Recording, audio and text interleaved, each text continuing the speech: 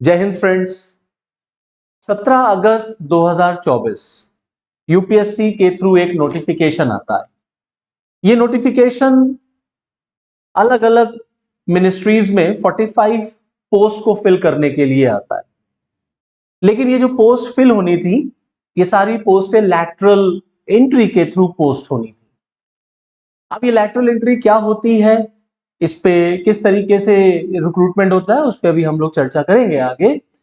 लेकिन उससे पहले कि इस सारे पद को भरा जाता, इस पर जो राजनीति देखने को मिली उस राजनीति का रिजल्ट ये रहा कि फाइनली मोदी जी के इंटरवेंशन के बाद यूपीएससी ने अपना ये नोटिफिकेशन जो है वो वापस ले लिया और नोटिफिकेशन जो है अब नए सिरे से एक नए फॉर्मेट में फिर से उसको निकाला जाएगा। ओके, अब ये लैटरल एंट्री क्या होती है, लैटरल एंट्री से किस तरीके से जो है रिक्रूटमेंट होता है, इसी पे हम लोग पहले डिस्कशन कर लेते हैं, फिर आगे की सारी कहानी को हम लोग समझेंगे कि किस तरीके से विवाद हुआ था, कैसे क्या हुआ। तो लैटरल एंट्री को अगर हम सिंपल सी भाषा में आपको हम समझाएं तो लैटरल एंट्री का मतलब ये होता है एक तरीके से डायरेक्ट एंट्री दिला देना without giving any exam, okay, या without appearing in any examination. जैसे फॉर एग्जाम्पल मान लेते हैं कि यूपीएससी ने 45 पोस्ट के लिए लैटरल एंट्री के लिए एप्लीकेशंस मांगी, नोटिफिकेशन जारी हुआ। तो अगर यूपीएससी की तरफ से कोई भी नोटिफिकेशन आया है तो वो किसी एग्जाम के लिए होगा। जैसे सिविल सर्विसेज का नोटिफिकेशन आता है, एनडीए सीडीएस का आता है, तमाम एग्जाम्स के नोटिफिकेशन आते हैं।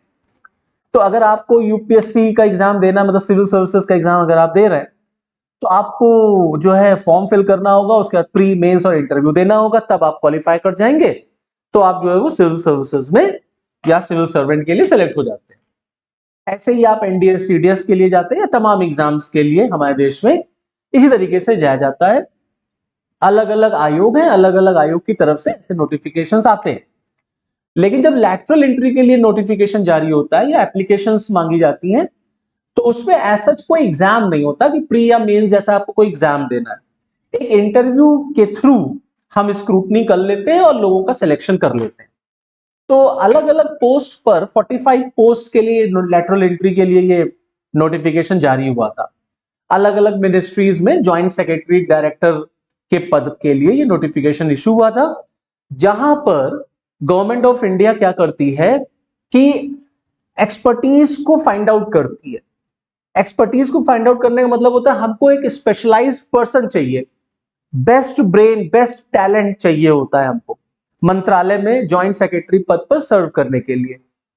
तो ज्वाइंट सेक्रेटरी पद पे सर्व करने के लिए अलग अलग प्राइवेट सेक्टर से या और भी कई सेक्टर से, चाहे वो इंडियन हो या कोई फॉरेन में रह रहा हो, मतलब कोई इंडियन है जो अब्रॉड रह रहा हो, हम उसको लैटरल एंट्री के थ्रू वहां पर डायरेक्ट एंट्री दिला देते हैं। उसको कोई एग्जाम एज सच नहीं देना होता है। इसी को हम लोग लैटरल एंट्री कहते हैं, जो कि एक तरीके की डायरेक्ट एंट्री होती है। अब हम लोग आते हैं कि इस पर इतनी हाय तौबा क्यों मची हुई थी लैटरल एंट्री को लेकर के, और फाइनली भारत सरकार ने, मोदी गवर्नमेंट ने इंटरवेंशन किया और मोदी जी के इंटरवीन करने के बाद फाइनली इस नोटिफिकेशन को यूपीएससी ने वापस ले लिया।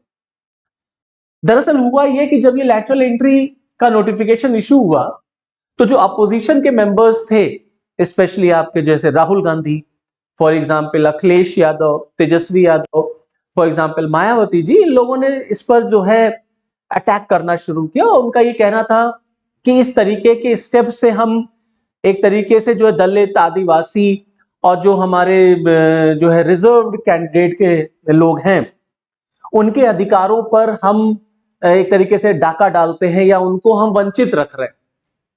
क्योंकि आप डायरेक्ट एंट्री दिला देते हैं, उसमें रिजर्वेशन अप्लाई नहीं होता तो क्योंकि रिजर्वेशन अप्लाई नहीं होता तो इस वजह से ये जो लोग हैं, जो सप्रेस्ड क्लास के लोग हैं, आदिवासी हैं, दलित हैं, एससी एसटी के लोग हैं, जो इनका रिप्रेजेंटेशन वहां पर हो नहीं पाएगा। तो राहुल गांधी की तरफ से भी ऐसा कुछ देखने को मिला, अखिलेश की तरफ से भी देखने को मिला, जहां राहुल गांधी ने बीजेपी पे आरोप लगाया कि बीजेपी संविधान को खत्म कर देना चाह रही है और बीजेपी का जो राम राज्य है उसमें दलितों, आदिवासियों, एससी एसटी के लिए, ओबीसी के लिए कोई जगह नहीं है, मतलब बहुजन के लिए कोई जगह नहीं है। इसी तरीके से अखिलेश यादव का भी मानना था कि ये जो स्टेप है लैटरल एंट्री का, ये एक तरीके से क्राइम है, स्कैम है, जहां पर गवर्नमेंट जो है वो कॉन्स्टिट्यूशन का वायलेशन कर रही है, क्योंकि संविधान जो है वो रिजर्वेशन की बात करता है। इसी तरीके से हमें कुछ देखने को मिला जो है बिहार के तेजस्वी यादव की तरफ से, जिन्होंने गवर्नमेंट के ऊपर अटैक किया on the issue of lateral entry. ऐसे ही मायावती जी की तरफ से भी हमको देखने को मिला, जहां पे उन्होंने एससी एसटी और ओबीसी के रिजर्वेशन का मुद्दा उठाया। इन्हीं सारे मुद्दों की वजह से गवर्नमेंट ऑफ इंडिया को थोड़ा सा बैकफुट पे आना पड़ा और भारत सरकार ने फाइनली जो है वो लैटरल एंट्री का जो नोटिफिकेशन था उसको वापस ले लिया।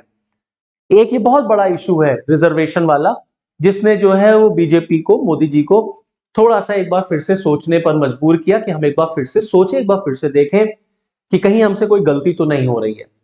क्योंकि अब आज के टाइम में अगर आप देखेंगे, आज की जो पॉलिटिक्स है, स्पेशली अगर आप ये देखिए 2024 का जो लोकसभा का इलेक्शन रहा, उसके बाद जो बीजेपी का परफॉर्मेंस रहा, स्पेशली इन यूपी, और क्योंकि अपकमिंग डेज में कई राज्यों में इलेक्शन है, महाराष्ट्र में, हरियाणा में, जम्मू एंड कश्मीर में, तमाम राज्यों में जो है वो चुनाव ऑलरेडी शेड्यूल्ड है, डिक्लेयर्ड है। तो वहां पर कहीं ना कहीं ये बात है कि जो है जो ओबीसी का या कह लीजिए जो राजनीति में जो कास्ट बेस्ड पॉलिटिक्स है हमारे देश में, कहीं ऐसा ना हो कि वो बीजेपी के अगेंस्ट चले जाए। क्योंकि 2024 के इलेक्शन में हमने देखा था कि किस तरीके से जो है राहुल गांधी की तरफ से या इंडिया गठबंधन की तरफ से जो है कास्ट सेंसस की बात उठाई गई। राहुल गांधी हमेशा से कहते हैं कि कास्ट सेंसस होना चाहिए और बीजेपी को पूरे भारत में कास्ट सेंसस कराना चाहिए, क्योंकि कास्ट सेंसस समाज का एक एक्सरे है।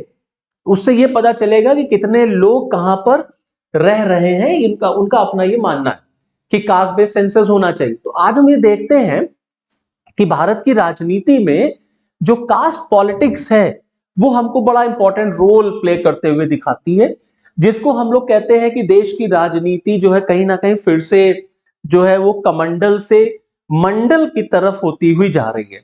अब बीजेपी इसी चीज में जो है वो बैलेंस मेंटेन करने की कोशिश करती हुई हमें दिख रही, जब बीजेपी थोड़ा सा पीछे आते हुए हमें नजर आई है कि ठीक है, जो नोटिफिकेशन आया है उसको हम लोग फिर से रीडिजाइन करेंगे, फिर से करेक्ट करके उसको करेक्शन करेंगे और फिर से हम उसको इंट्रोड्यूस करेंगे।